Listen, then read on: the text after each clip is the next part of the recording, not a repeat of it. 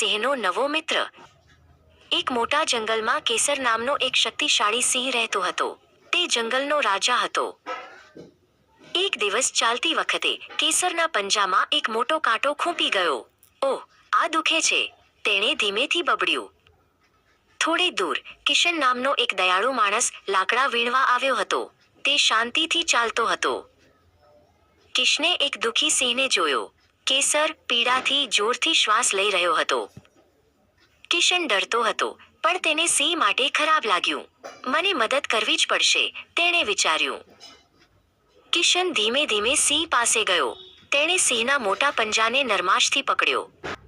કાંટો મોટો હતો, પણ કિશને ચીપ્યો નાની લાકડી વાપરીને તેને બહાર ખેંચી કાઢ્યો। પોપ! અવાજ આવ્યો અને કાંટો બહાર આવ્યો। કેસરે રાહતનો શ્વાસ લીધો। તેનું દુઃખ ગાયબ થઈ ગયું। તેણે આભાર માનવા માટે પોતાનું મોટું માથું કિશનના હાથ પર ઘસ્યું। આભાર, મારા મિત્ર, સિંહના ચહેરાના ભાવે કહ્યું। કિશને હસતા હસતા કહ્યું, અમે બધાને મદદની જરૂર છે કેસર।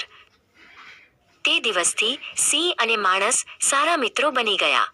મિત્રતા એ છે કે જ્યારે તમે ડર્યા વિના કોઈને મદદ કરો છો।